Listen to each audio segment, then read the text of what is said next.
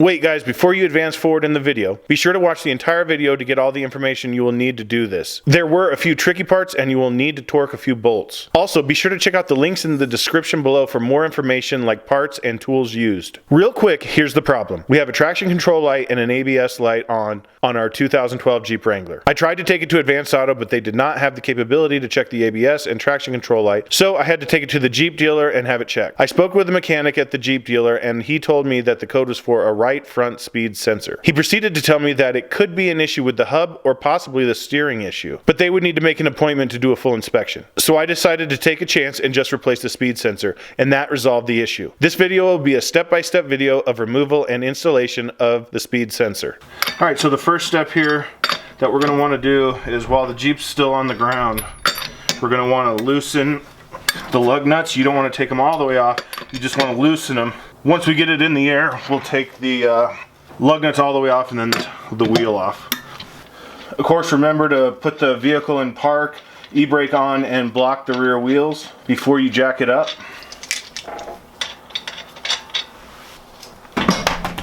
Now that I've got the wheel off, I turn the wheels inward so that the brake caliper kind of comes out for easier access. So the first thing I'm going to do is remove this bolt here on the brake caliper, and then we're going to be removing this bolt here on the brake caliper so we can take the caliper off. Both these bolts are going to use a 1/2 inch socket.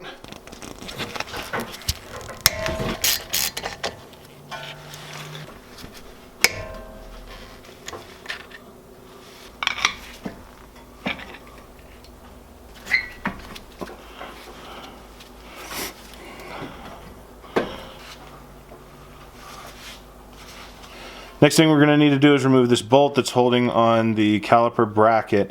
And to get to that bolt a little better, this is actually part of our sensor here. I'm going to go ahead and remove this from this clip and move it aside so that I can access this bolt better. Once again, we've got two bolts we'll need to remove. One is right here, the other is at the bottom right here. And we're going to be using a 21mm socket to get that off. We may need to use a breaker bar to get it loose because it's probably torqued.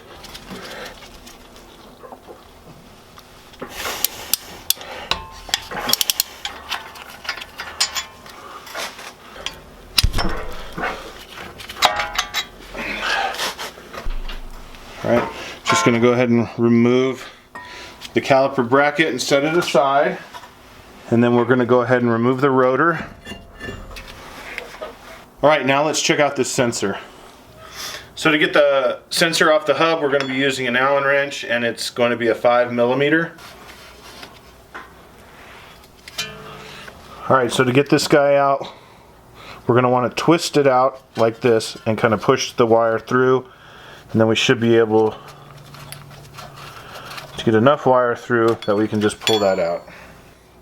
You're going to want to twist it, and it fits in the hole like this, and it starts to work its way up. Now we're going to have to pull on the metal here a little bit to get it to work out, and then it just comes right out. Alright, all I'm going to do is trace this back now and just pop these out of the clips. They just simply pop out like so. There's one there. We'll get back here with our clip tool. See if we can't work those guys out. Alright, got the clip free. Got to be careful though, because this is the brake line, so you definitely don't want to puncture it, so be careful taking them off. I believe the new one comes with the clips, so we won't have to worry about them breaking. The rear one did break. So alright, so we've got it completely free now. It's out of that plug back there. As you can see, it wasn't attached to anything. Alright, we're going to want to get our wires through here, and we're going to want to pay attention to where they go so we can make sure we put them back in the right spot. Get behind the shock here, and there you can see it's plugged in there. It's got a red clip. That red clip will have to pull forward. Alright guys, so one of the other interesting things is the clip is actually held in, if you can see that there, by those trim clips. There's two of them, and instead of trying to pry them out, because it's almost impossible to get your hands back in here. I'm just going to push them through. Even though we popped out the little, if you see this little tab here, even though we popped out the red part of the clip, there's still a push part of the clip, secondary. I guess you could say it's a two-stage clip, maybe, I don't know what you call it, but so when you're reaching back there, it's going to be like this. So you're going to have to grab that plug from this side and push down on that little tab in order to free it.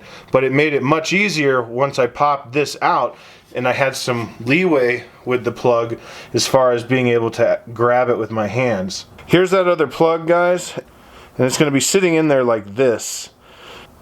But if you can see that little tab, that's what you got to push down in order to release the plug. To be a little extra cautious, I wrapped the sensor in plastic. So as we feed the wires through and are playing with getting this repositioned, the sensor doesn't get dirty, so that's why I'm doing that. But we're gonna start with the plug, the new plug, and get it back in. All right, now I'm gonna be as careful as I can and try to feed the sensor back through. There you go, there. Woo.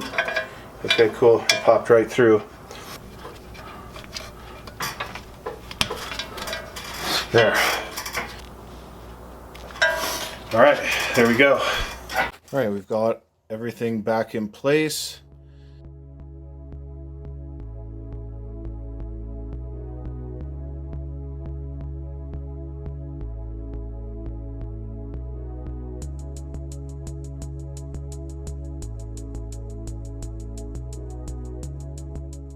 Once we've got our sensor installed, the next step is going to be putting the rotor back on. And I'm just going to use a lug nut there to hold it in place. And then of course we'll have to take that off once we get everything on. Next we're going to put our caliper bracket back on.